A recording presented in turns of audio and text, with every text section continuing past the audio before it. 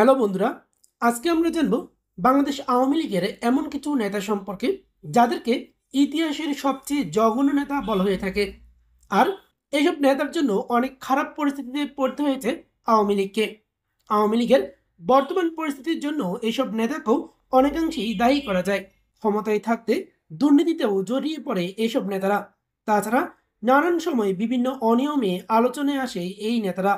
তাহলে চলুন জেনে নেই সেই ৫ জন নেতা সম্পর্কে। আমাদের এই তালিকার ৫ নম্বর স্থানে অবস্থান করছে বরিশাল সিটি কর্পোরেশনের সাবেক মেয়র সাদিক আবদুল্লাহর নাম। সাদিক আবদুল্লাহ ছিলেন বরিশাল মহানগর আওয়ামী লীগের সাবেক সাধারণ সম্পাদক। তাছাড়া তিনি ছিলেন আওয়ামী লীগ সভাপতি শেখ হাসিনার আত্মীয়। তার দাদা আব্দুর রব শেরনিয়াবাদ ছিলেন বঙ্গবন্ধুর ভগ্নিপতি ও বঙ্গবন্ধুর মন্ত্রিসভার মন্ত্রী।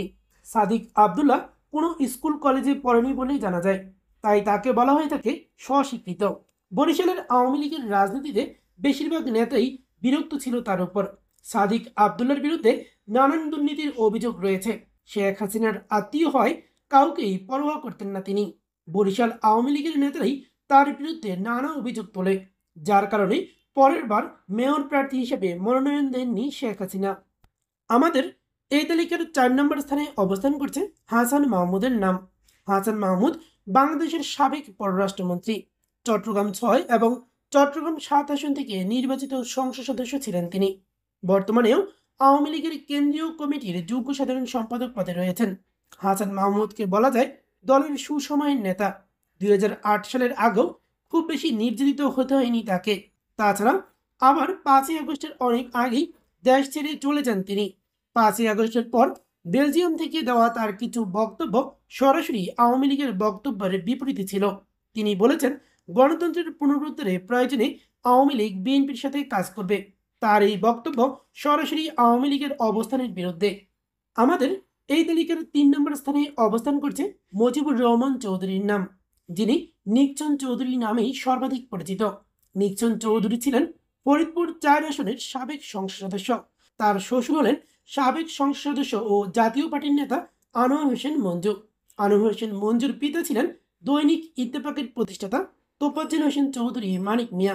তাছাড়া নিকচন চৌধুরী হলেন আওয়ামী লীগ নেতা নুরি আলম চৌধুরীর ভাই। নিকচন চৌধুরীর বিরুদ্ধে তার প্রথম স্ত্রী মুনতারিনকে ৪ তলা থেকে ধাক্কা দিয়ে ফেলে হত্যা করার অভিযোগ রয়েছে। ২০১৪ সালের ২৯শে এপ্রিল গুলশান ২ নম্বর বাসাতে এই হত্যাকাণ্ডটি ঘটলেও অভিযোগ রয়েছে প্রভাবশালী হওয়ায় কিছুই হয়নি তার। এমনকি পুলিশও যথাযথ ব্যবস্থাও নেয়নি। প্রসঙ্গত, শেখ হাসিনার ফুফাতো বোনের ছেলে এই নিকচন চৌধুরী। সম্পর্কে সে শেখ হাসিনার ভাগিনা। আমাদের এই তালিকার ২য় নম্বরে অবস্থান করছে ওবায়দুল কাদেরের নাম। ওবায়দুল কাদের দীর্ঘদিন ধরে আওয়ামী লীগের সাধারণ সম্পাদকের দায়িত্ব পালন করেছেন। তিনি শেখ হাসিনার প্রিয় ও আস্থাভাজন হলেও আওয়ামী লীগের বেশিরভাগ নেতাকর্মীর কাছেই খুবই অজনপ্রিয়। অনেকেই তাকে সাধারণ সম্পাদক হওয়ার মতো যোগ্য মনে করেন না। ওবায়দুল কাদেরের কথা ও বাচনভঙ্গি, নানান ধরনের উক্তি, এসব নিয়ে তার নিজ দল আওয়ামী লীগেও ব্যাপক সমালোচনা রয়েছে। অনেকেই বলে থাকেন আওয়ামী লীগের এই দুঃসময়ের জন্য ওবায়দুল কাদের অনেকটাই দায়ী। তাছাড়া দলের সাধারণ সম্পাদক হিসেবে যেই ধরনের ভূমিকা থাকার কথা সেই ভূমিকা তিনি নিতে পারেননি।